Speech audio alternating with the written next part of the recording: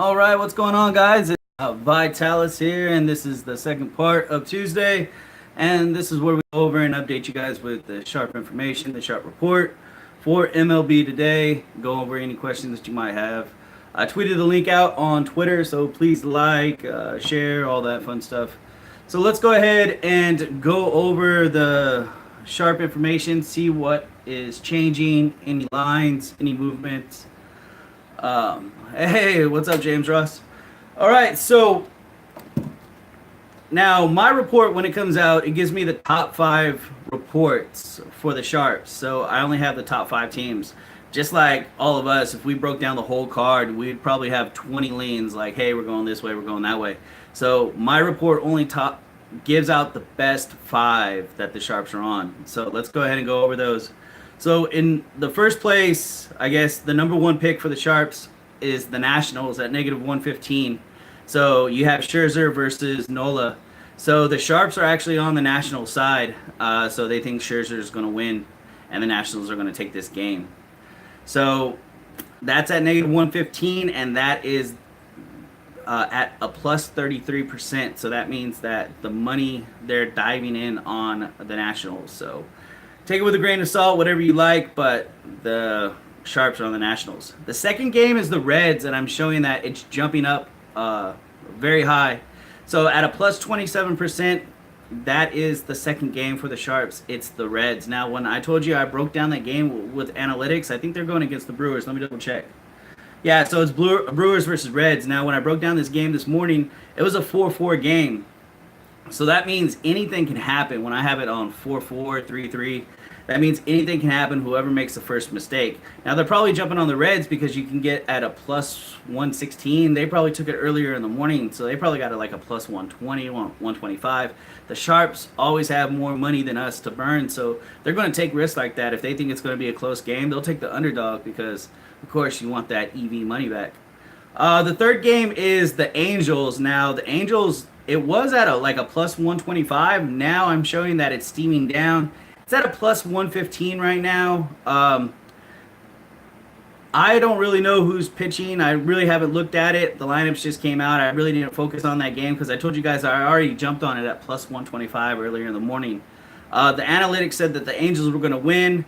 I'm just doing it for the chaos factor. The Sharps are on it. It's been up on the board all day, so I'm just going to ride with that. I already took the Angels at plus 125. The fourth game is Arizona. So now, Arizona at one point was at a plus 105. It's steamed all the way back now to minus 103. So it's an even game. I think this is a bounce back game for Arizona. I'd rather trust Clay Buchholz than Bummy on the mound for the Giants. So I really think that the Giants are just a bad team right now. They got lucky yesterday. They hit Corbin and they couldn't hit Stratton. It's just one of those things.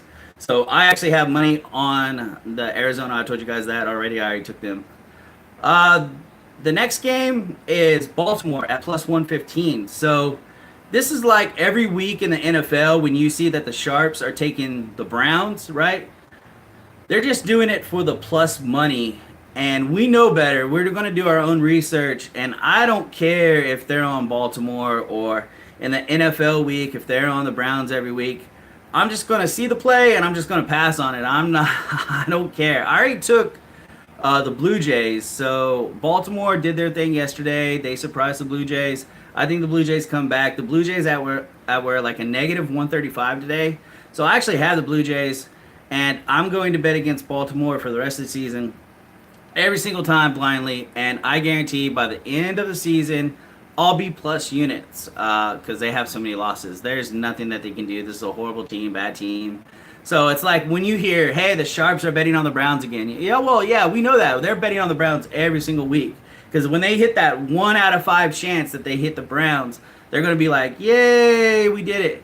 Yeah, the Blue Jays are down to minus 124, and that's the reason why. So they were minus 135, now they're down to 124, but that's because the Sharps are dumping money on that positive EV. So they're taking Baltimore and they're just rolling the dice. They have money to burn. We don't have money to burn. We're a little bit more gets chintzy with our money, right? We're just not gonna just throw out. If we wanted to be like a sharp, we would just take every underdog and just be like, oh fuck it, you know. So we're not gonna do that.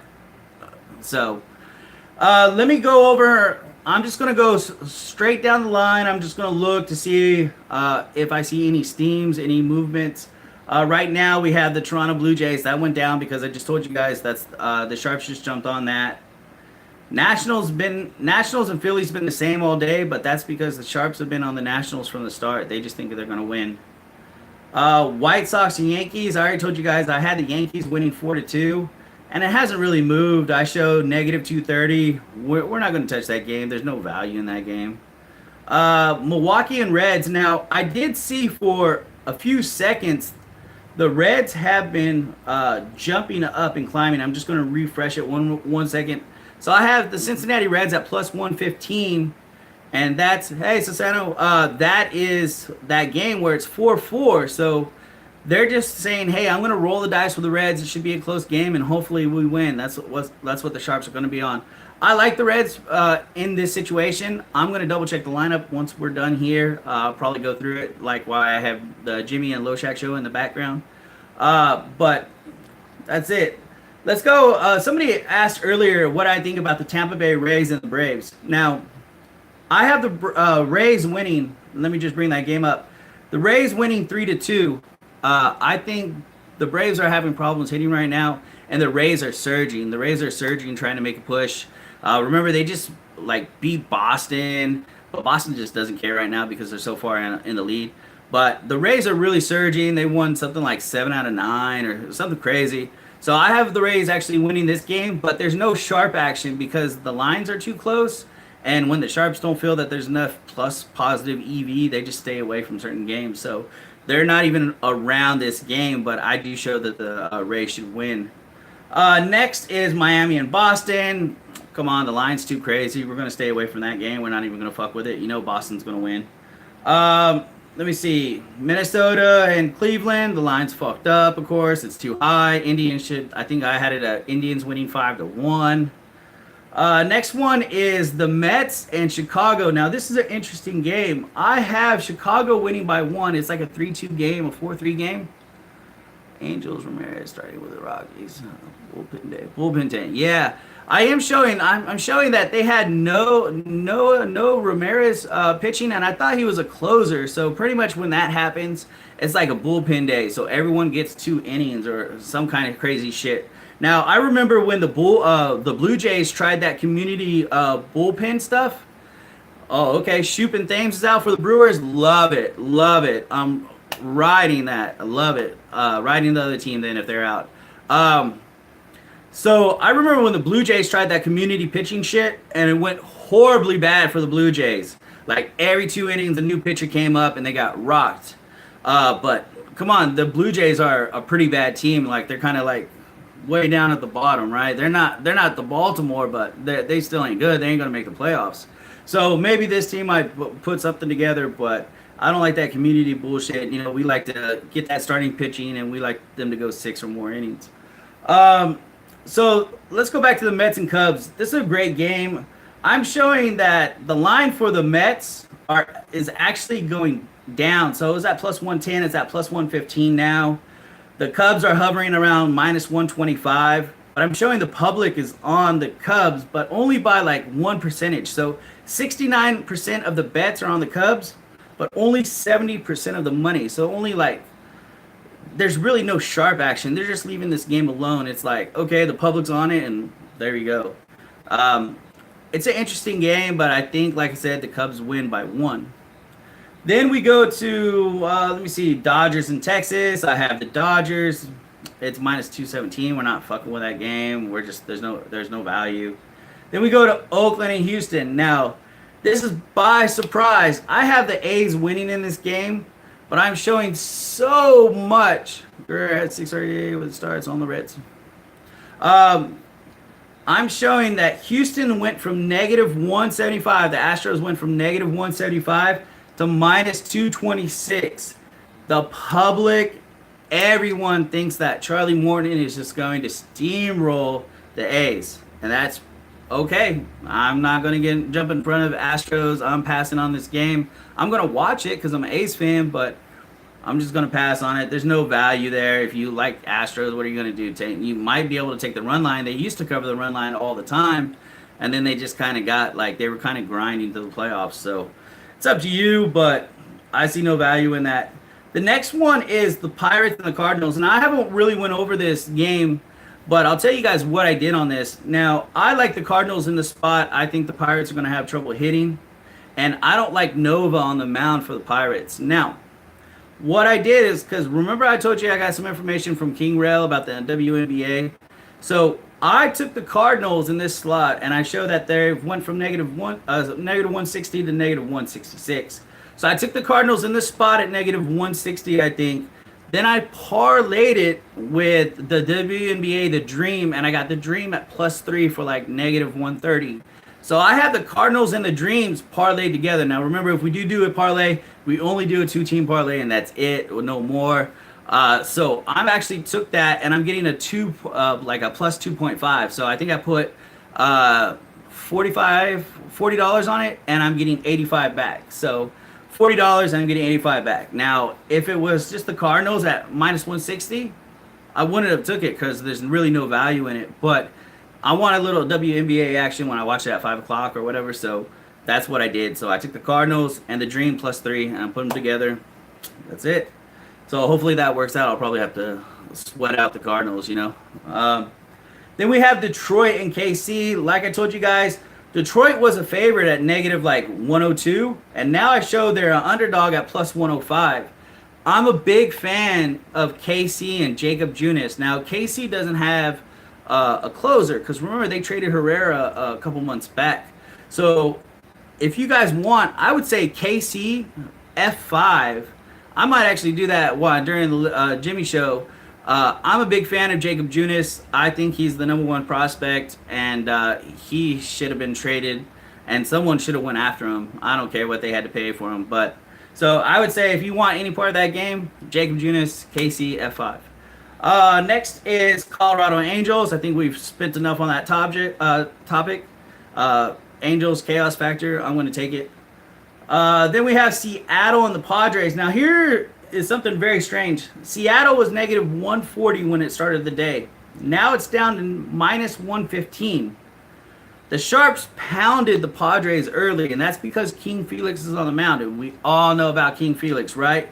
He's been walking people. He's older. He can't hold up in innings. So I don't mind the Sharps. If the Sharps want to pound the Padres at home, go for it. Because you know the Padres, when they're away from home, they only hit at it like a 200 batting average. But at home versus King Felix, who might hit me, who might fucking walk me, all right, hey, no problem for me. I support you. If you want to do the Padres at home against King Felix, got you. I know that the Sharps were pounding it earlier today. It's not up on my board because it's not the top 5, but I know they were up there earlier. Then the last game, of course, is Arizona and San Francisco, and I told you guys I already took Arizona. It's at negative 103 right now, and San Francisco's at negative 107 because Bummy's on the mound, right? So this should be a great pitching matchup. Buchholz, Bummy, it's whoever you want. I think the Arizona rebounds, they hit Bummy, and they get, let's say, a 3-2 game, a 3-1 game, something like that. So we went through the card. I'm just going to go over the sharp action one more time for you guys, give you the top 5. Then Chaos Factor, what that is I didn't know who the starting pitcher was for the Angels.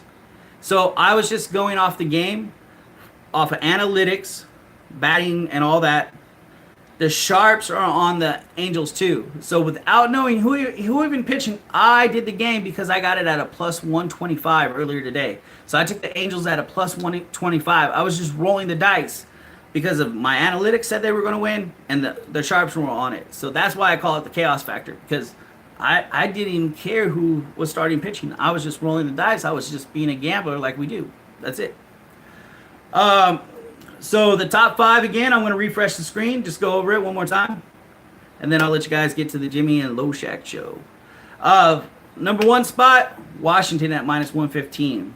Second, the Reds at plus 117. Third, Angels plus 115. Fourth, Arizona at minus 103.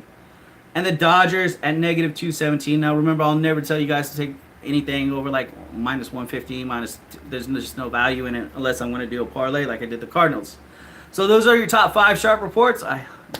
Best of luck betting today, guys. Let's have a good day. Tomorrow we'll go over the next sharp report and see how we did. I already told you the 3 plays that I was on. I added the Cardinals and the Dream together. So I guess I have 4 plays today. And I'll post them online tonight. You'll be able to see that. How about the Dodgers run line? Let me see what I had the game at. Hold on. So I have the Dodgers at 3-2. Remember, they're not playing in Chavez Ravine or whatever. They're playing at, I guess, Arlington, right? If they're playing at the Rangers. So, you know, Texas down there, the fucking ball does crazy shit, man. So, I don't know. If you want to go, the Dodgers should win that game.